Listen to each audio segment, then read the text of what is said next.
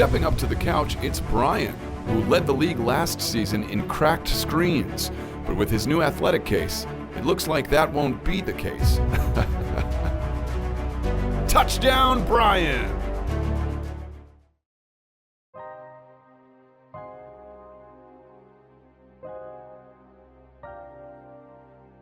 Before every year, fans and analysts alike take a look at everything the teams in the NBA have done from the previous season through the offseason and use that information to try to predict how the upcoming season will go.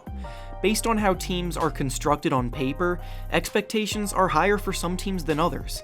Big free agent signings, trades, draft picks, and player development all get taken into account when trying to predict how certain teams will fare in the upcoming season. But when teams don't produce as expected, there's a certain level of disappointment. This brings us to the topic of today's video. Now approaching the midway point of the season, we'll be looking at 5 of the most disappointing teams in the NBA, and why they have not been able to find the success that was expected of them. Before we start though, make sure to like the video and subscribe to the channel, as all support is very much appreciated. Now with that being said, let's begin. The first team up on this list of disappointments boasts one of the best players in the league, Anthony Davis, and that team is the New Orleans Pelicans. Just last season, the Pelicans looked like a promising team moving forward after a strong outing in the postseason. They may have been the 6th seed, but they swept the 3rd-seeded Trailblazers in the first round. They then went on to lose to the Warriors in 5 in the second round, but losing to the Warriors isn't really something to hang your head over. Anthony Davis was truly elite in the postseason, averaging 30 points, 13 rebounds, and 2.5 blocks per game during the run, and Jrue Holiday's lockdown defense and crafty scoring output showed serious potential to build off of. The only consistent member of the rotation that played a big role on that team last year that they lost this year in free agency was Rajon Rondo, who most didn't expect to be a big loss. However, playoff Rondo is a different animal, and in big games, Rondo seems to always show up and control the flow of the game. They also lost DeMarcus Cousins, but he was injured during the playoffs, so he didn't really play a big part in their playoff success anyway. In fact, they even signed a very talented Julius Randle to replace him, which is why so many people expected them to pick right up where they left off last year and build around Anthony Davis's generational talent. That, however, has not happened. With 2 supposedly elite defensive players in Holiday and Davis, you would think the team would feed off of them and succeed on that end of the floor, but the Pelicans are ranked near the bottom of the NBA in defense at 26th. They've struggled mightily on that end to stop anybody, and because of it, the Pelicans are currently well below 500 and are the 2nd worst team in the West. If they don't make things right soon, they risk losing Anthony Davis, but overall, they've just done a poor job building around him. Next up on this list of disappointments is the Utah Jazz. Last season, the Jazz lost Gordon Hayward to the Celtics in free agency, and as a result, many assumed that it could be a rebuilding year. Then, out of nowhere, their late lottery pick Donovan Mitchell developed faster than anyone could have possibly thought he would into a 20-point-per-game scorer.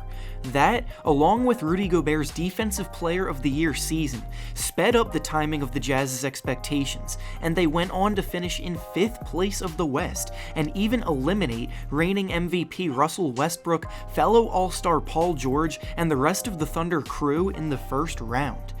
As a result of all this success so fast, the expectations from the media and fans alike was that the Jazz would continue to improve and possibly fight for a home playoff series in the first round as long as Mitchell continues to improve. But the issue is that he really hasn't improved at all. In fact, he's quite possibly regressed from last year to this year. He's averaging fewer points, rebounds, and assists per game this year, and he's gone from having relatively mediocre efficiency to being downright dreadful in that area. He shoots 40.7% from the field and 29.1% from 3, which are both far below league average. Whether or not this is him regressing back to the mean after a fluke year, or if he's just going through the sophomore slump, his play has been hurting the team. As a result, the Jazz are below 500, good for 11th place in the West. Next up on this list of disappointments is the Washington Wizards. With the duo of John Wall and Bradley Beal, the Wizards thought they had their championship-level backcourt to build around and play with for the considerable future. Back in 2017, they took the Celtics to 7 games in the conference semis, but ultimately came up just short of the conference finals. That's as far as they have gone in the playoffs, and from that moment on, it's been downhill. They only got the 8 seed last year and lost in the first round, but when they gave Wall a 4-year contract extension worth about $180 million, they not only locked up their franchise player for the considerable future, but they also vastly limited their ability to improve as a team. Management of the Wizards have made numerous questionable moves, such as giving Jan Mahimi $15 million a year and Otto Porter $27 million a year, and as a result, the team has regressed without any room for growth, and frustrations are boiling amongst the players. Adding Dwight Howard was their big free agent signing of the summer, but he's only played in 9 games this year due to injury, and his production in those games wasn't anything notable either. The poor season hit an all-time low recently when John Wall announced that he was having season-ending surgery, and with the team currently very, very far below 500 and in 11th place in the East, they might be focusing on tanking the rest of the way. There have been several reports that no player is off the table regarding trade discussions, and the possibility of either John Wall, Bradley Beal, or Otto Porter getting traded before the deadline seems very high.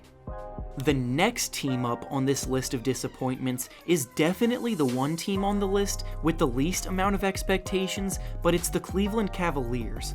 Losing LeBron James for the second time in franchise's history is obviously going to be a massive blow. And after going to the NBA Finals each of the last 4 years, expectations were a lot different. Even with him gone now though, they did still have All-Star Kevin Love on the team, who showed during his time in Minnesota that he could produce at a high level as the number 1 option. The hope was that even without LeBron, they could still at least try to compete for the 8 seed in a weaker Eastern Conference with what they had left. 4 games into the season though, they lost Kevin Love to an injury, and after starting the year 0-4, things went south quick. They currently have the worst record in the NBA, and have not showed any signs of giving up that spot anytime soon either.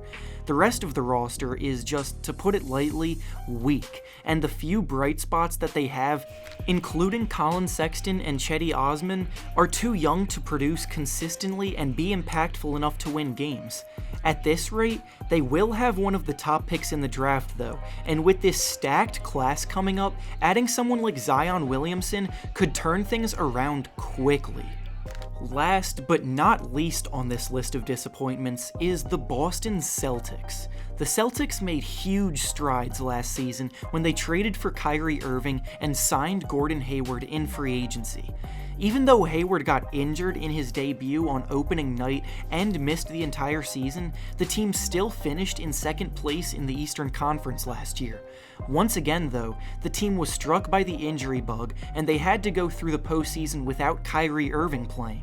The Celtics were still able to rally the troops and put on very strong showing behind many players stepping up. Terry Rozier earned his nickname Scary Terry because of it, Jason Tatum showed flashes of a smooth, dominant scorer, and Al Horford commanded the paint. They made it all the way to the Eastern Conference Finals, and even took LeBron and the Cavs to 7 games in the series, but that's as far as they got. And with Irving and Hayward returning this year, many thought the Celtics would be the Warriors' biggest competition and heavy favorite to dominate the East. They were deep and filled with talent, or so we thought.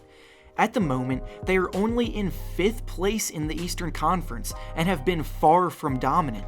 One of the biggest reasons for this is that Gordon Hayward isn't close to being the same player as he once was post-injury, and he's been so bad that he got benched. Another issue has been Jaylen Brown also taking a big step back after showing immense promise during his first 2 seasons. The good news for Celtics fans is that the team does still show up for big games, having already beaten the Raptors, Bucks, and Sixers this year, who are their biggest competition in the East. The bad news, though, is that they've been very inconsistent and their record shows it.